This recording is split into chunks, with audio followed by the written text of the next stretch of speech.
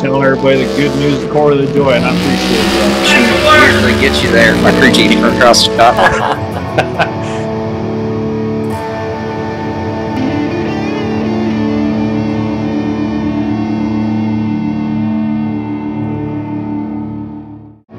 What's going on, y'all? It's Josh from Team Super Shoe, and welcome back to another episode of The Shoe Show.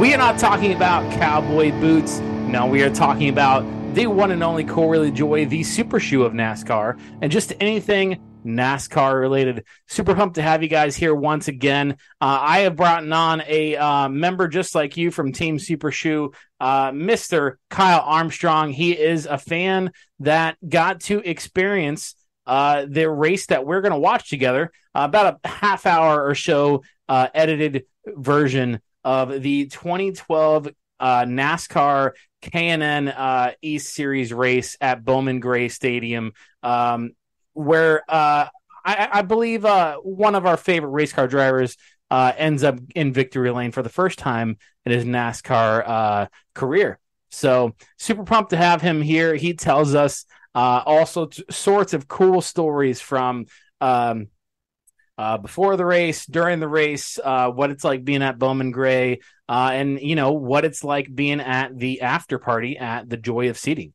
So pretty damn cool, and I'm excited to hear his story. And I'm a little bit jealous, I'm not gonna lie. Otherwise, y'all, I appreciate you so much. If you can please, if you like, comment, subscribe if you're on the YouTube. This show is more about the YouTube. I'm going to put it on the audio realm. However, you're missing out a lot of cool video. So make sure you check it out on YouTube. On audio, please rate and review. And y'all, if you don't hang out with us on Facebook, that's where this is all started. Team Super Shoe on Facebook. It's a group where we have a ton of conversation, much more than we do have here. So please come over and hang out with us. Otherwise, y'all, hang tight. We're going to chat with some friends, Kyle Armstrong, and we are going to talk about Corey LaJoie's very first NASCAR win.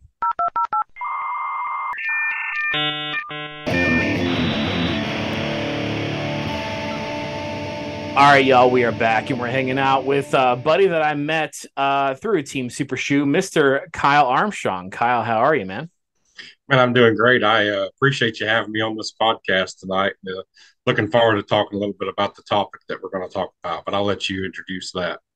Yeah, I went and I scoured Facebook, and I was thinking, it might be kind of cool to send the viewers of the show back in time to 2012 when Corey LaJoie got his first win at the K&N Pro East Series in NASCAR at Bowman Gray Stadium, and your post popped up of just kind of memories, and it all kind of started, and I saw that you actually went to it, so pretty cool. So I wanted to get your side of things, your take, and I've never been to Bowman Gray, and it has to be a pretty damn cool experience. It really is. It was that particular race was we were friends with Corey and Casey LaJoie. I met them. Well, I guess let me just start by saying how we kind of met. I went to college in Concord at Rowan Cabarrus Community College, and I graduated high school in 2009, which I think me and Corey are the exact same age, but he was up there in Concord. I'm from Gastonia, North Carolina. So we didn't know each other from that, but I knew who he was because I was a big fan of Randy LaJoie too, coincidentally, when he was racing. So I was a fan of everybody, but I liked Randy. But so anyway, so I go to college up there, and some of my classmates so happened to be helping Corey at the seat shop, and Randy, and that was Zach Case and Brandon McReynolds, and somehow we all became really good friends. So we would go over there to the seat shop and just hang out, and I would go over there and take my homework with me, and I'd eat lunch and just hang out, BS with Randy and Lisa and everybody else that was there. And in fact, I stopped in today to tell them I was going to do this. So Lisa sponsored me a hat today, so that's where this hat comes from. So nice. Great people, and like I said, we just met them. We all became friends, and I've never looked at they've just treated us like more family or something than anything. It's kind of crazy, and And Randy always does a big thing at the dirt track every year and cooks for everybody. And he usually invites us. But I'm not trying to ramble on and take a bunch of time. But that race at Bowman Gray was, Corey was racing that East Series, but the East Series would go all over the place, like Dover, and I think I had the schedule earlier, but like New Smyrna and Iowa and all these places that were not really far, not really driving distance. I think the closest two races were Greenville Pickens and Bowman Gray. So we went to Bowman Gray, and I think that was the first race of the year that I went to, and I think we brought all the luck with us, so Corey could win that night. But cool, a cool part of the deal was we all, we went up there. It was like a home race, so all of Corey's family was in town. And for some reason, they all went to the race, and I was going to get into it later, but Patrick Molesworth, he brought the Wooden Dale Trophy, which, that was the trophy that they gave out at the Field Filler Fairgrounds. He must have had won the race the week before or whatever, and just had the audacity and the thought to go ahead and bring that to Bowman Gray with him. And we'll detail that later. But yeah, I don't know, cool. It was a cool night to see him win that race. So we'll get into it here. That's cool. That's cool. And I got to ask before we start watching the race about the Matt Kenseth trophy behind you. Yeah. So that thing came from an ESPN set or something like that. And my dad wound up haggling with a guy and doing a little bit of horse trading, and somehow we wound up with it. So I figured it was cool to put it in the background. But yeah, that's an actual replica of the 2003 Winston Cup trophy that Matt Kenseth won, and you can find a bunch of pictures of him holding it up. And there's, when they make those trophies, there's more than one. So there's I've never been able to get a straight answer on how many they made, but I'm glad to have one. Yeah, that is pretty cool. Well, all right, man. Well, yeah, we're gonna go back in time to the year of 2012. Not that long ago, but long enough. And we're gonna watch the NASCAR Canon East Series race where Corey went and won against a lot of superstars that are out in the NASCAR Cup Series now. So pretty cool to see that, and encouraging. Hopefully we get to see something comparable sometime soon in the Cup Series with Corey. So let me get it rolling for us, and it'll be good.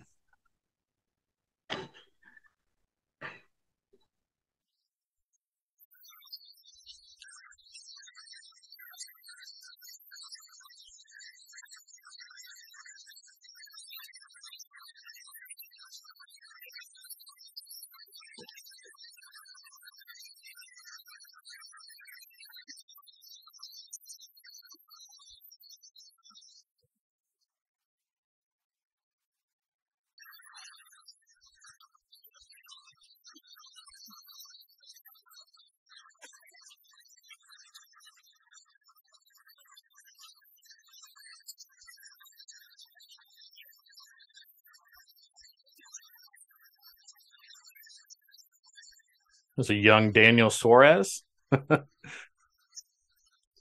Yeah, I remember walking around down there in that autograph session, and Travis Pastrana was there, and he had a huge crowd around him that day. And not very many people were paying much attention to Corey LaJoie there that day that later went on to win. And I walked up to him, and we were, just BSing with him and nudged him, and we got a picture together. And he acted like he was more happy to get that picture with me than anybody there that day. It's kind of funny. I sent you that picture the other day if you want to insert that here. But yeah, that's cool.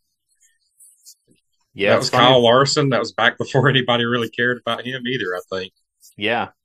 Chase Elliott, Bubba Wallace are in this race as well, and so it's interesting. I didn't do the research, but that Travis Pastrana was racing this series. Do you know if he did the whole season?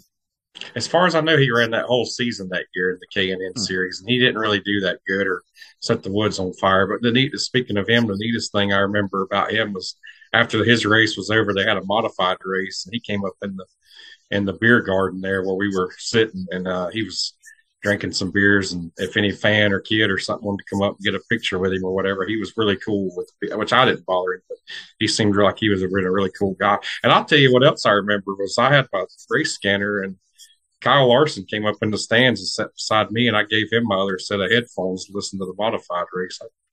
Just remembering things by watching this, but yeah, it was a cool night. That's cool. I imagine they're still running races out in Winston-Salem. Yeah, absolutely. I actually attended a race there last week. They run weekly there. Nice. Yeah, it was interesting. The little bit of research I did do of this race or of the season, Larson ended up winning the championship. He had a steady season with 2 victories. Corey got 5 victories. He finished in second, so I imagine he didn't have the not as consistent of finishes. There's a little bit more to that. Oh, what do you know? There's a little bit more to that. I don't know if you remember or not, but you can probably find the news article still. But NASCAR found Corey LaJoie's carburetor to be not within spec there with the last few, maybe with 2 or 3 races to go. And they docked him 25 or 50 points. I don't remember the exact number, but it was just enough to make it close for the points. And Kyle Larson wound up winning that race. And I never actually heard the interview, but I heard that Randy LaJoie called in on Sirius Radio. It was really bad mouthing NASCAR and talking about that. And it was not a good sight. But NASCAR sort of robbed them from that championship because that carburetor they were running was legal in the early part of the year. And they kept running it as far as I know. And that it's just one of those deals. Now Kyle Larson's and I think if Corey would have won that championship that year, he could. And I mean, you never know, but he could possibly be in some of the seats that maybe Larson has been in. But I guess we'll never know. That's interesting. Yeah. The information I got was from Wikipedia, so they obviously left out that juicy detail. Yeah, well, that was one of those things I'll never forget. I couldn't believe they docked him those points, and it pretty much just handed the championship to Larson there at Rockingham at the last race of the year. But Corey did go on to win 4 more races in that season. This was his first career win, obviously, and man, we were happy to be there. And I tried to go attend another race that year on the schedule, Greenville Pickens. We got there, and I don't know if they qualified or were about to qualify, but it rained it out. And we just paid to get in, and they didn't give us our money back. Whenever they were going to reschedule it, we didn't go for the rain check date. And I think Corey wound up winning that race. You can check that, you can fact check that. I'm not sure. Okay. I know that I haven't kept up with him, but Brett Moffitt was the villain in this series. Is he in trucks now? I think he's doing something, but actually, they're right now. Currently, Brett Moffitt's driving the 25 car for 25 Xfinity car. Okay, and I'm trying to remember the car owners. AEM Racing is who it is, and it's actually a sort of a satellite team for Stuart Haas Racing. So, I'm surprised they haven't really won a race yet this year, or they're fun to bet on because they. I don't think the books know that he's in such a good car, and they hadn't won yet, but they're going to one of these weeks. I'm telling you, Moffitt's good. Look out for him.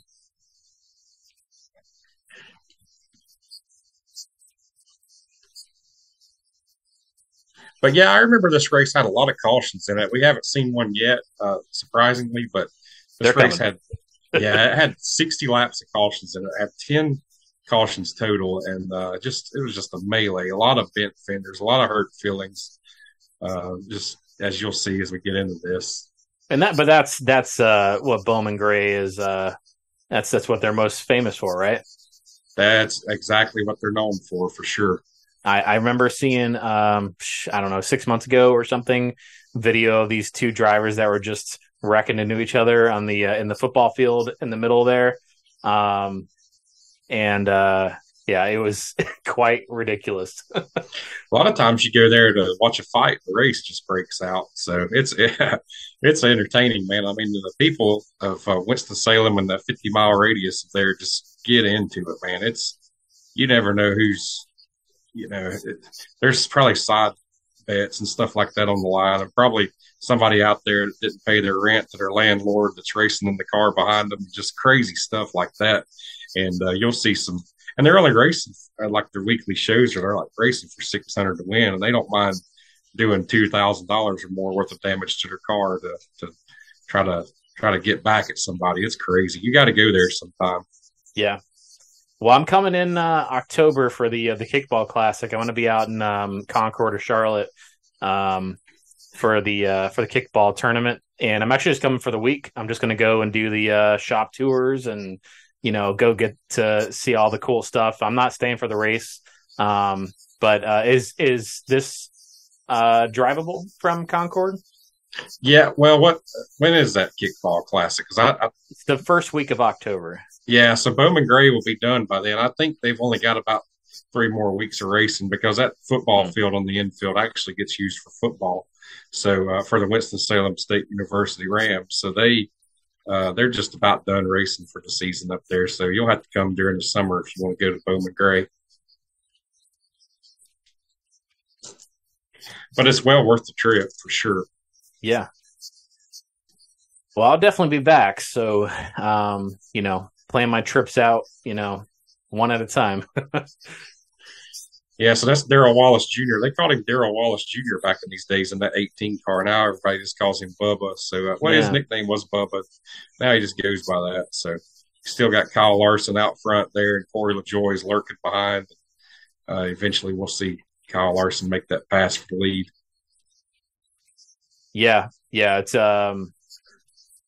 interesting to see the way that Corey gets the lead too, and then he holds on to it. He just holds on to the outside and kind of roughs up Kyle Larson a little bit, which is kind of nice because I feel like nowadays he has to be a company man. He's driving for a low end team where he doesn't want to. He's got a lot on his plate. More than just that small victory. He's got to make sure that everybody's happy, whether it's Spire or the sponsor that's on the hood. And but every now and then I'm kind of like bummed out. I'm like, man, what I want him to be a little bit more aggressive. He could be ran over a few times, and can be frustrating as a fan. No doubt, I agree. I think that I really do think that Spire team's got a good program, and I think they're building on it. Ryan Sparks and those guys have got some good setups, but what I'd like to hear less of from Corey a little less excuses, man, and just get out there and just get the job done. We hadn't seen, he's had a few glimmers of hope for sure. And you are right. He's not in like the Hendrick Gibbs cars, but man, he's got the talent, and I just want him to just kind of I want to see him do something soon too, I guess is what I'm saying. And it's going to come. Yeah. Yeah.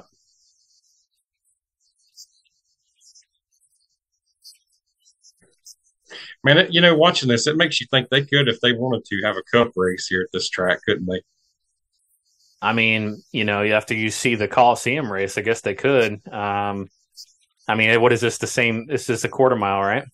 It is a quarter mile, yes, sir. And there we see Larson trying to rough up LaJoie a little bit there. And man, LaJoie's running that top good. I don't exactly remember that. Now I'm watching it again. I remember that he did pass him on the top. That made it exciting. I think Larson that hits him again a time or two.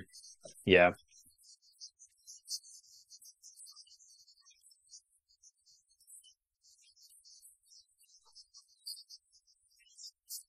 I'll say this too. I remember Corey LaJoie. I was over there at the shop one time with him, and I remember him being so aggravated and also motivated that he said, I remember him saying one time that he didn't want to see Chase Elliott get his first win before he did in this K&N series. And whenever Chase Elliott did, I think it was a week or two before this, I think that's why you see the aggressive driving style he was showing there that night, because he had that little chip on his shoulder. And I don't know if he wanted that told or not, but that's what he told me and a few others there. We used to go to hang out in the shop, and I remember him saying that. And Chase did get that first win or won before him, but once that happened, I think that was motivation for him to go do the same thing. That's interesting. So what's it like attending a race here? Is it a part of a school?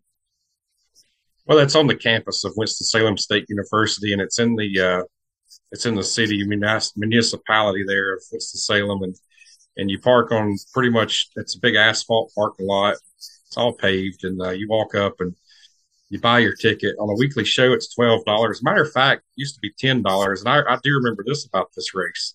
When they had this K&N race, I think they went up to $12 admission. And a lot of the regulars, I'm not paying extra. Look at this guy. Who is that? But Daniel Suarez. I don't remember him doing that. But yeah, it's only $12 to get in. You are not going to beat the value of going there to a weekly race and watching this. Yeah. And I think they had 5 or 6 of these K&N races, and I remember attending all of them. It was because I knew that this was the future. You know, we were watching the next heroes or whatever of the Cup Series, and I could see it then, and I knew that it was a big deal to go see it.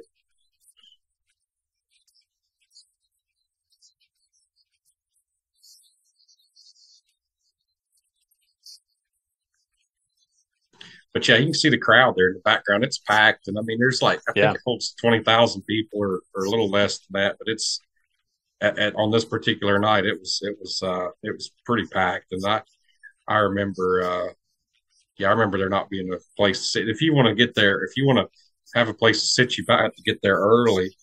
Go on in and get you a spot. Let's hear what Daniel says.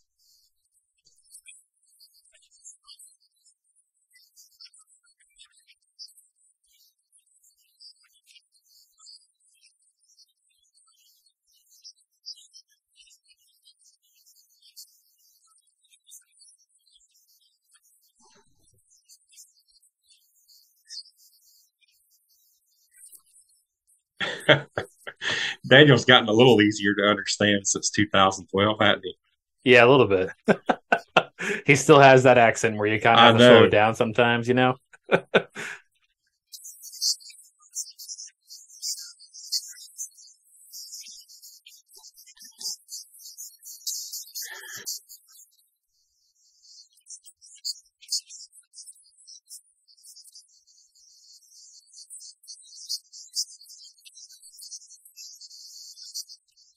I noticed Corey doesn't have the yellow stripe, so it must not have been his rookie year in the K&N series. No, he had ran the year before, I'm pretty sure. Man, what I am remembering about watching this again is I remember being up there and just spectating and watching it and being, well, I've done mention that they had 10 cautions, and you notice they're doing double file restarts.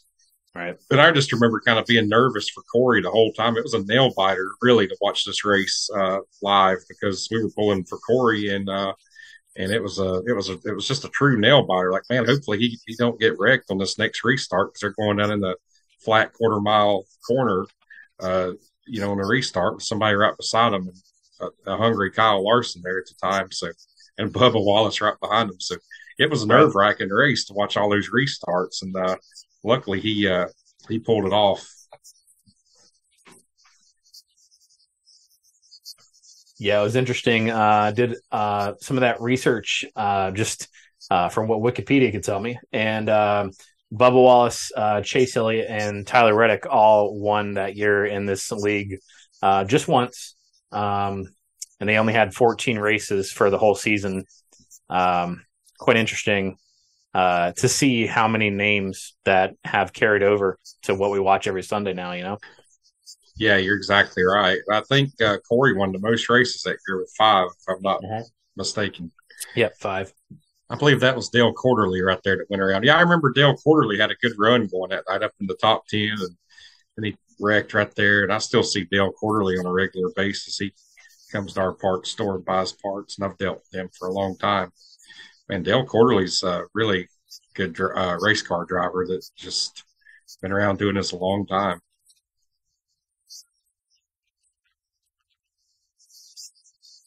He was kind of like the veteran of this series. Everybody else was young, up and coming future stars or whatever you would say. And Dale Quarterly was beyond his twilight years or whatever.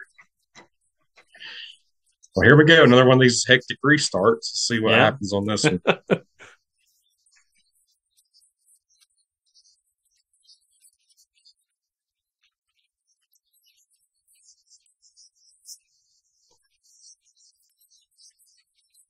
See, and you see how they're rubbing fenders door to door going down in there. You just like you're sitting there thinking, man, they're gonna cut a tire or something. Just something crazy, catastrophic was going to happen. Right. And that kept going through my mind the whole time watching this thing. These cars look like the Cup cars from like 2001. You know. Well, at this time, I think, let's see, what year? This was 2012. I think these were they looked pretty similar to like the Xfinity or Nationwide cars at that time, whatever it's called. I think they were pretty similar to that.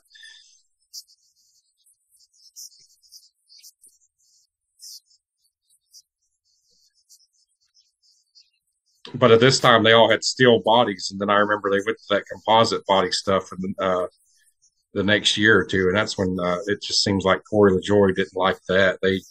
They really prided themselves on hanging a body on there themselves, and that's what they did. And he had a lot. They did a lot of work on that car at the seat shop there in Concord, and also Ron Otto was the crew chief on it. So Ron Otto had this car at his shop a whole lot. Ron and his son RJ are both in the industry still today, and they both did a lot of they were behind the scenes on this and a lot to think about this win. And I actually did watch this the other day, and I saw a lot of people in the background whenever we get to the end of this. Steven Dawson, he was a big time help on that deal, and Big Cheese, Stephen Chrisman, Zach Case, Casey LaJoie, Corey's little brother, was helping on the crew, and several more. Jimmy Smith, he probably drove the hauler up there if I had to guess. Look, see, they're door to door bamming into each other going into one again. It was nerve wracking, man, to watch this. Yeah.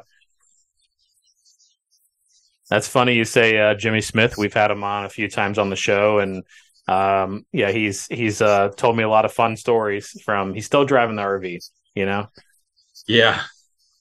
Yeah, he is he might have said this himself when he was on there, but he's the busiest unemployed man you'll ever meet. He keeps these side gigs all the time going. He's busy. I actually he's probably doing somewhere out of town today, I'm sure. See, but you could tell the strength of Corey's car, but we just never did get those long green flag runs. But you can see we just went green, and he's already a couple of seconds ahead of Larson right there, and checking out. But as we'll soon see, we'll have another caution here momentarily and bunch them up again. But it was just loaded with cautions. Where were you? Do you remember where you were sitting for this race? Yeah, I was hoping you'd ask that. Actually, we were, and I don't like sitting down there, but in turn 4, it's called the beer garden. And I guess the bunch I went with were wanting to drink beer, which is fine. And I probably was too, I guess. We were sitting down there, and I mentioned it before we started recording this, but Patrick Molesworth, so there was a trophy called the Wooden Dale. I don't know if you know about that or not, but that was the trophy that they handed out at the Field Filler Fairgrounds. And I had a go-kart. My brother had a go-kart. We raced at the Field Filler Fairgrounds a little bit. We didn't ever win nothing, but my brother was the most popular driver there one time. But so anyway, I don't know who had the Wooden Dale trophy or whose idea it was to bring it to somebody.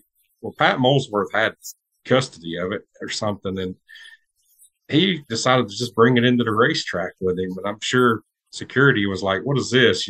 Come in. But he had that trophy, or that it's like a Wooden Dale trophy. And if you've seen some of those old videos, Casey LaJoie talks about how they carved it out of the woods back there. They painted it up to look like Dale Earnhardt. So it was like a deal where when you won a race at the Field Filler Fairgrounds, you would get that. You'd get to take it home, but you'd have to bring it back to the next race. And whoever wins the next race gets to take it home until the next race. So they brought that, and I guess that was the good luck charm. I really do want to blame it on that, Patrick Molesworth, for bringing that trophy. And so anyway, I guess with about 15 or 20 to go, they all kind of got up, and they went down there behind the flag stand to watch the rest of the race, because it pretty much looked like Corey was going to win it at that point. And so I did too, with maybe 10 to go. Look, see, Larson's into him again right there on that restart.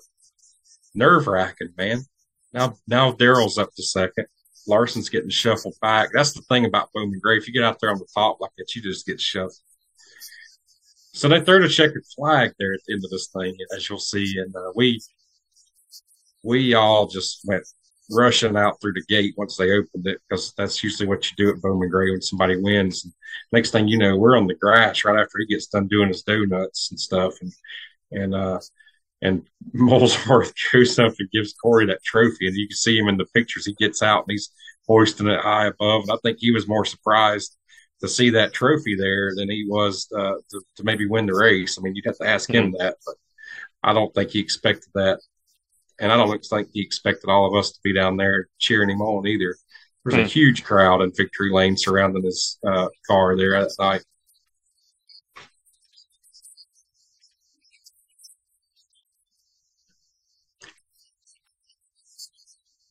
I know that Ryan Gifford right there too. He's a great guy. He never really got a fair shake at racing, and it's unfortunate because he really done a great job. He won the K&N race at Richmond. It was either this year or the year after this, but he's a great kid, man, and he done a good job. I know you just saw him spin out right there, but he was a good guy.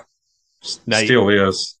You've said you seem to have had a lot of good connections out there in North Carolina. Is this related to your work, or is it just you being a fan? Well, I guess I've always been a race fan, but like I told you, I went to college up there at the Rowan Cabarrus Community College, and it was actually motorsports management was what I was going there to study. So naturally, when you get put in a classroom with a bunch of other racers and stuff, you get to, we just all became friends. So it was like me, Brandon McReynolds, and Zach Case, Scott Krill. We all became good friends. And then they had that deal going on behind Randy's seat shop, the Field Filler Fairgrounds, where they raced go-karts. We went over and checked that out quite a few times, just watching. And then we talked them into running our division, which we ran those clone motors, which they were running flatheads. Now everybody's running clones. So anyways, we got into racing those a little bit, which I don't really call it racing for what we were doing. We were just playing, just having a good time. But some of those people over there took it serious. But I don't know if that answered your question, but like we have always been involved in racing. I've worked in the motorsports industry for my whole career, basically. So I do have a lot of good connections for sure.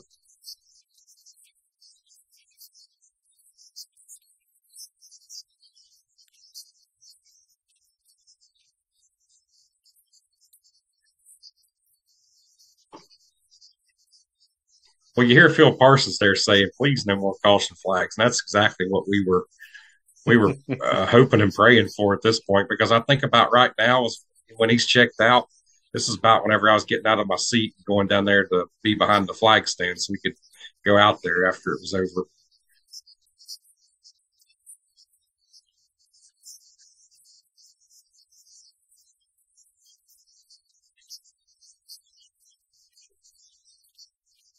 Because it looks like right now the deal is sealed. Right. But I think there's one more caution to come. Yeah. No, I don't think he'll. I don't think he'll win by 2 seconds.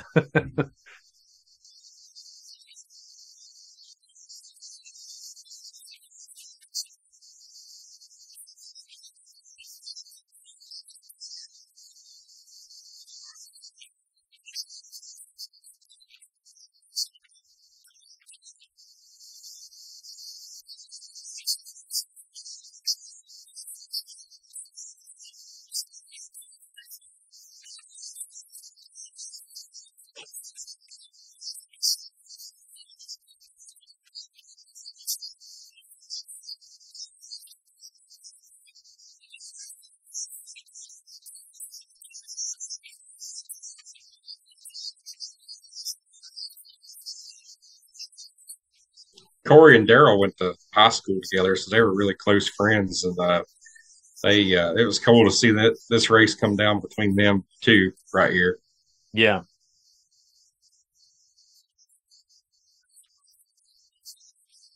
Yep. Daryl Wallace and Joey Logano. I think people that he still connects with. I don't know how close of a friend he is to Larson or Chase Elliott or anybody, but those are the two that he mentions quite a bit. Yeah, for sure. And I remember those guys being around a whole lot back in those days too. Bubba and also Logano. We'd go over there and have like a Bible study sometimes on Monday nights, and I'd try to go to as many of those as I could. All those guys would be there. It was a neat deal. It was called Field Fillers Fellowship. Oh, okay. I think that they talked about that on the Stacking Pennies.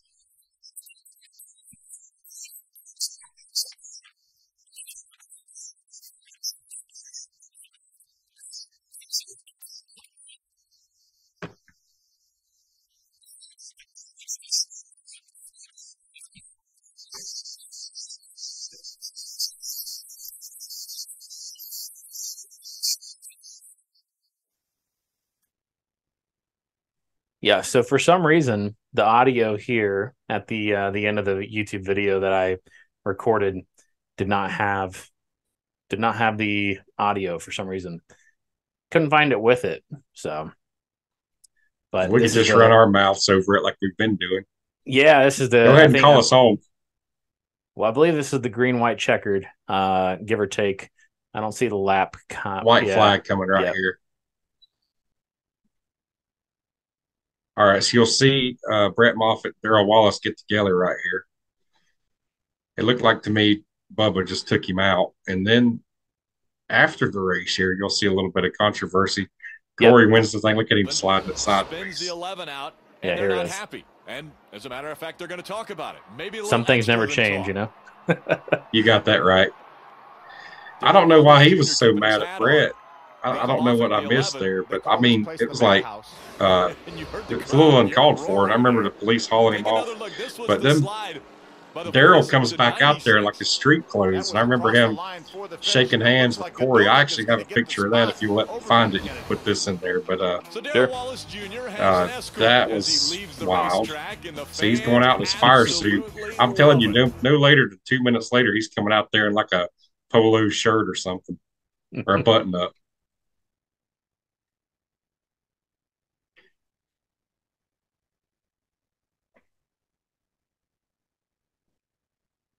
It's awesome to put your name on the same page as Richard Petty or Tim Flock. It's really incredible, especially to get Ford back in victory lane. Hopefully we can kind of pursue a relationship with them. But either way, I just got to thank everybody, Sentimental Management, Thermal Control Products. Man, the list is so long. I just can't think everybody got us here. You just got to be ready. I wasn't necessarily nervous. I knew that was part of this, and I was able to get a really good restart. Everybody racing clean, and the good Lord bless us with it. Bless us with a really good car. I'm just so thankful. I'm so blessed. Yeah, I thank all the fans. Fans are awesome. And oh yeah, since my nickname Super Shoe, I always told everybody I was going to get my shoe away in the stand. So whoever makes the most noise is going to get my shoe. It didn't matter what I thought, because I wasn't going to lose the race anyway. It don't matter who was going to get into me. They were going to. Nobody else was going to win the race except this white outside. Well, cool, man. Did you rush up to the? You said earlier when we were watching, you rushed up to the car and you were there for the victory lane stuff. Yeah. I don't see myself in any of that footage because I think I stayed behind the cameras. I didn't want to be in the background, but I saw my brother in there, and like I said, that wooden deal, I saw Pat Molesworth handing that to him. That was in the middle of the grass in the infield, and that was a cool moment. And I don't know, it was just cool. Then we hung around, like I said, watched the modified race. Kyle Larson came up, watched it with us in the stands. And after it was all said and done, I do want to say this: we went back to Concord. We thought we had to go by there on the way home anyway. So me and my buddy that I went with, I thought, well, let's stop by the shop there and see what kind of party they got going on since they just won their first race. We go in there, and I think I went ahead and carried a Keystone Light beer on in. We walk up the stairs and go up there, and they're sitting around, and like they had like all these like dining room chairs all sitting around, and people were sitting on couches, and it was aunts and uncles and cousins and mom and dad and grandma, and they were all just having a family moment. So I was like, this isn't really that much of a party.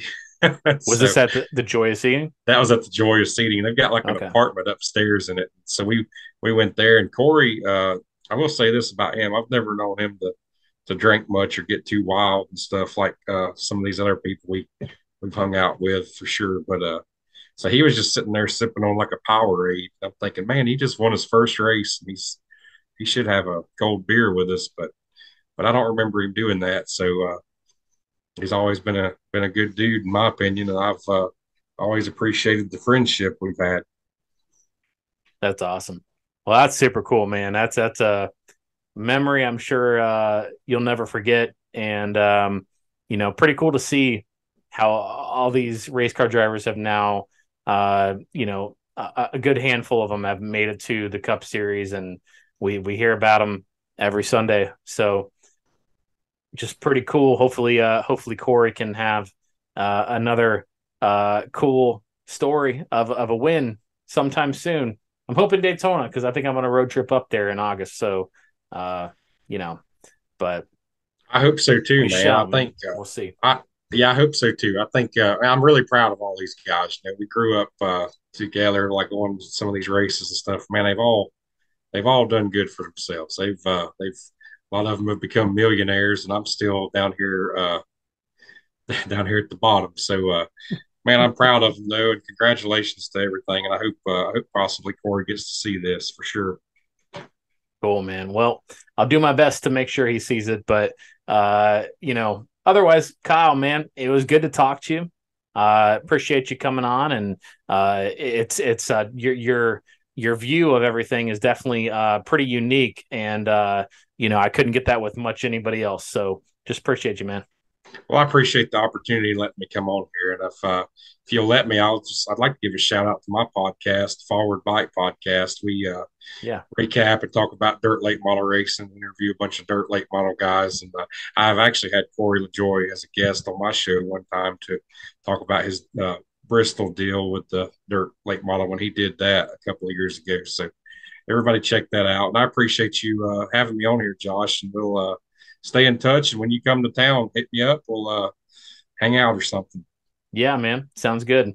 All right, brother. Well, I appreciate you, man. You take care, and God bless. Thank you. Kyle, once again, thank you so much for coming on the Shoe Show. It means a lot to hear your unique perspective of, enjoying Corey LaJoie's first NASCAR win. It's not particularly the Cup level, but man, it's definitely a meaningful thing that I know Corey has looked back on time and time again, and looking forward to adding to that legacy. Looking forward to bringing on somebody that got to see Corey LaJoie win his first Cup race. So it's not going to be too much longer. So otherwise, y'all, I appreciate you so much. If you can please like, comment, subscribe on the YouTube. Please share us, and we're trying to figure out this algorithm stuff, and we want to reach more and more Corey LaJoie fans. So whatever you can do to help us out, man, I truly appreciate you guys. If you're in the audio realm, please rate and review. And again, if you're not on the Facebook group, Team Super Shoe, it's a group on Facebook. This is where everything has started before the podcast even started. That's where we hang out. So otherwise, y'all, I appreciate you so much. Until next time, y'all, God bless, stay safe, go Corey LaJoie.